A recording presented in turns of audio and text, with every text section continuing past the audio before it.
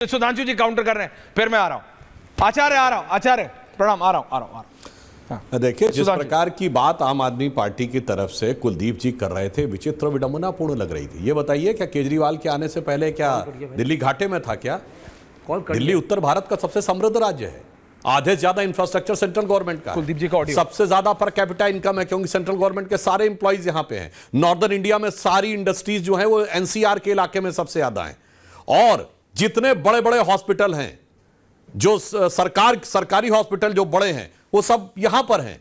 और आपने कहा मुफ्त में आपने दिया, तो क्या बताएंगे जल बोर्ड की क्या स्थिति है आपके आने के बाद? जहां तक मेरी जानकारी है 70,000 करोड़ रुपए के घाटे में, 70,000 करोड़ के घाटे में जल बोर्ड आ गया है। आपने कहा कि हमने ये फ्री दिया और वो फ्री दिया, उसके बाद बताइए कौन सी इंडस्ट्री लगाई? और इन्होंने कहा कि लोगों को मोहल्ला क्लिनिक दी। तो मैं एक फैक्ट बता देना चाहता हूं, फिर मैं कह रहा हूं, जो लोग फ्री की बात करते हो, कितनी हास्यास्पद बात थी। भ्रष्टाचार पर रोक लगाने का आता है, पहले भारत के इतिहास के 77 साल में मुख्यमंत्री हैं जो भ्रष्टाचार के आरोप में जेल में रहकर वो छोड़ नहीं रहे। और उदाहरण बताता हूं, इनके केस में भ्रष्टाचार का खुलासा कैसे हुआ। मोहल्ला क्लिनिक में डॉक्टर के बैठने का समय है 9 से 1। एक मोहल्ला क्लिनिक में एक दिन में कितने 539 लोगों को देखकर इन्होंने निस्तारण कर दिया और पैथोलॉजी में रिकमेंड कर दिया। मैं दर्शकों से कहता हूं, 4 घंटे में मिनट कितने होते हैं? 240। 539 लोगों को डॉक्टर ने देख लिया। इसका मतलब 20 सेकंड के अंदर डॉक्टर ने देख भी लिया, उसका परीक्षण भी कर लिया, पर्चा भी लिख दिया और दवा भी दे दी। और ये सीसीटीवी भी नहीं दिखा पाए कौन सी मोहल्ला क्लिनिक ऐसी जहां 539 लोग खड़े हो सके। ये हर चीज में भ्रष्टाचार करने वाले लोग थे। इसीलिए मैंने कहा कि इन लोगों का मॉडल ये है कि जनता को कुछ हजार रुपए देकर भरमाओ और फिर अपने अंदर सैकड़ों हजारों करोड़ अंदर कर दो। अब मैं ये बात, रिलैक्स, बीच में नहीं, आपके बीच में कोई नहीं बोला था। चैलेंज ले लेंगे, चैलेंज ले लेंगे। सारे प्रश्न मुझसे ही है, तो मुझे जब आपका टर्न आएगा तो आप बोलिएगा। एक एक करके कुलदीप जी, एक एक करके आपका टर्न आए तो बोलिएगा। कैमरा में मोहल्ला क्लिनिक दिखाओ। देखिए, भाटी जी ने कहा कि 80 करोड़ लोग लाइन में लगे हुए हैं और 500 रुपए के लिए लाइन में, जरा लाइन दिखा दे साहब। वो लाइन के जमाने गए, अब ऑनलाइन होता है सारा पेमेंट, और सारा ऑनलाइन होता है, इसीलिए इस पर भ्रष्टाचार की गुंजाइश नहीं रहती है। और मैं भाटी जी को और सतीश जी को भी बताना चाहता हूं महोदय, वो 80 करोड़ लोगों को राशन इसलिए देना शुरू किया गया था कि कोविड काल में सप्लाई लाइंस बैठ गई थी। अगर हम पैसा दे देते और आप अपने मोहल्ले या कॉलोनी के किराना दुकान पे जाते तो सप्लाई करने के लिए उसके पास अनाज ही नहीं था, मंडी में जाते सप्लाई लाइंस नहीं थी। इसलिए सरकार ने व्यवस्था की कि फूड कॉर्पोरेशन की तरफ से वो सीधे अनाज पहुंचाने की व्यवस्था की गई। वह व्यवस्था अभी कोविड के बाद से आगे चल रही है। इसलिए जो इन्होंने कहने का प्रयास किया, मैं पुनः कहना चाहता हूं, आज भारत में कितने मोबाइल फोन है? केवल 20 साल पहले मोबाइल फोन एक लग्जरी होती थी, आज 1 अरब 5 करोड़ लोगों के पास मोबाइल फोन। अगर इनके हिसाब से बांटना शुरू कर देते मोबाइल फोन तो नहीं होते। हमने वो स्थिति बनाई कि हर आदमी अपनी क्षमता से मोबाइल खरीदने की स्थिति में आया। 1 अरब से अधिक मोबाइल फोन इसलिए आज भारत में पहुंचे। और इनका मॉडल क्या है, मैं भाटी जी को याद दिला देना चाहता हूं। देखिए, इन लोगों की पार्टी ने कितना सुंदर मॉडल दिया भारत के इतिहास में। यदि कोई एक नेता आपको दिखेगा जिसने 10 साल पहले अपना बाकायदा हलफनामे में लिखा वो बीपीएल है, और 10 साल के अंदर वो ऑफिशियली 110 करोड़ की संपत्ति का मालिक हो, तो वो थे समाजवादी पार्टी के नेता गायत्री प्रजापति, जो 1 दशक के अंदर गरीबी की रेखा के नीचे से उठकर 110 करोड़ की संपत्ति के मालिक हो गए। ये है गरीब गुरबा की राजनीति करने वाले लोगों का असलियत। ये वो लोग हैं जिनके परिवारों ने, चाहे दक्षिण भारत में डीएमके की फैमिली हो या लालू प्रसाद यादव जी की फैमिली हो, 2-2, 3-3 कोई नौकरी करता है, ना कोई काम धंधा करता है, और सैकड़ों करोड़ की प्रॉपर्टी आ जाती है। इसलिए इनकी सोच ये है, और हमारी सोच ईमानदारी से लोगों के विकास करने की, जिसे एक पंक्ति में भारतीय परंपरा का हम विश्वास करते हैं, साईं इतना दीजिए जामे कुटुंब समाए, और मैं भी भूखा ना रहूं साधु न भूखा जाए। तो साधु के पास ही चलते हैं। आचार्य जी, आप कुछ कहना चाह रहे थे? जी आचार्य।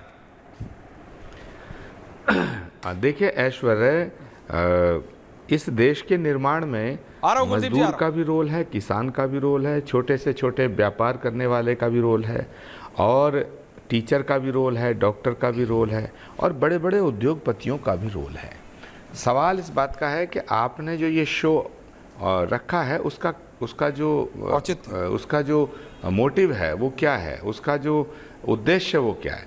कि ये पता करना कि क्या ये फ्री बांट करके जो ये वोट लिया जा रहा है ये सही है या गलत। इससे किसी पार्टी को फ़ायदा हो सकता है, किसी पॉलिटिकल नेता को फ़ायदा हो सकता है, लेकिन देश को क्या मिल रहा है। तो एक ये बहुत बड़ा विषय है जो आपने रखा है, उस पर हम चर्चा कर रहे हैं। इस देश की विडंबना क्या है ऐश्वर्या, कि जिसने कभी खेत नहीं देखा है वो एग्रीकल्चर पर, किसान पर बात भी करता है और आर्टिकल लिखता है। ये बात इस देश की विडंबना क्या है, जिसने कभी पल्लेदारी नहीं करी एक दिन भी वो मजदूर की बात करता है। इस देश की विडंबना क्या है कि जो हजारों हजारों करोड़ रुपया जिनके पास हैं वो गरीब की बात कर रहे हैं। इस देश की विडंबना क्या है, जो पूरा का पूरा कम्युनल पॉलिटिक्स कर रहे हैं, जिनकी पार्टियों के नाम में कोई रिलीजन का नाम मेंशन है, वो सेकुलरिज्म की बात करता है।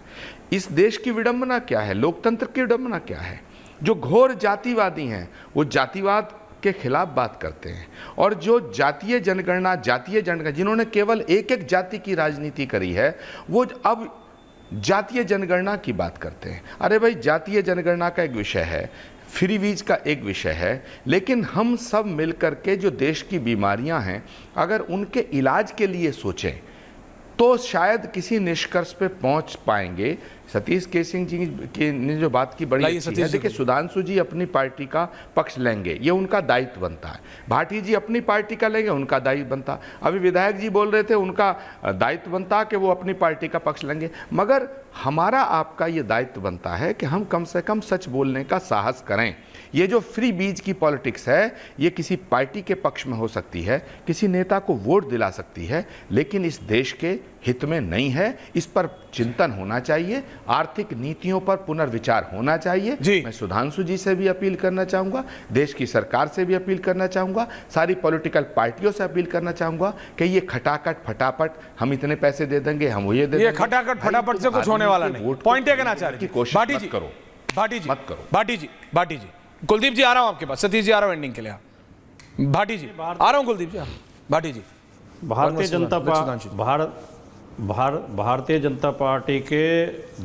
जनता पार्टी के दोनों प्रवक्ताओं का जो लब्बो-लुआब है वो एक ही निकलता है। सुधांशु जी भी और आचार्य प्रमोद जी भी, वो भी आजकल भारतीय जनता पार्टी के लिए फील्डिंग कर रहे हैं कि अमीरों को कोई मदद करती है सरकार तो बहुत बढ़िया, उससे देश का विकास होगा।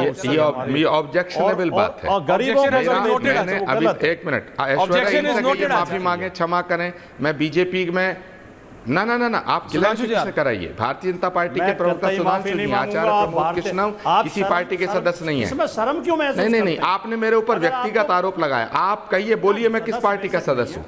आपने मुझे बीजेपी का प्रवक्ता कैसे कहा? मैंने आपको सदस्य बताया ही नहीं। भाटी जी गलत, मैंने कहा फील्डिंग कर रहे हैं आप। नहीं, आपने कहा बीजेपी के दो प्रवक्ता। Okay, back on topic, ending 3 minute बचा है। आचार्य, आपने कहा बीजेपी के दो प्रवक्ता। ओके, मैं क्लैरिफाई कर रहा हूं भाई, गलत। आचार्य प्रमोद कृष्ण किसी पार्टी में नहीं है, हमारे शो पर उनके अपने व्यूज हैं, उनके अपने व्यूज हैं। भाटी जी को अलग लगता है, उनको अलग लगता है। Samajwadi party okay Bhati ji, back on topic. Okay, correct. Okay Bhati ji, 10 second में एक बात कहना। अरे 20 सेकंड में कहो। कुलदीप जी आ रहा हूं, एक एक करके। हाँ बोलिए। सतीश जी आ रहा हूं आखिरी में। सुधांशु जी ने जवाब दिया, हमने ये ऐतराज नहीं किया था जो सुधांशु जी कह रहे हैं। सुधांशु जी असली समस्या का भी आप जवाब देते हैं। मैंने ये कहा था ऐसी नौबत क्यों आ गई, ऐसी हालत क्यों पैदा हो गई कि 5 किलो चावल के लिए लोगों को लाइन में लगना पड़ रहा है। आपने कहा कोरोना गए तो 3 साल हो गए, अब तो नहीं होना चाहिए था। सवाल ये, हम देने पे ऐतराज नहीं है हमें, सवाल ये आपकी नीतियां इतनी खराब हैं कि लोग पेट भरने के लिए गेहूं और चावल नहीं खरीद पा रहे हैं।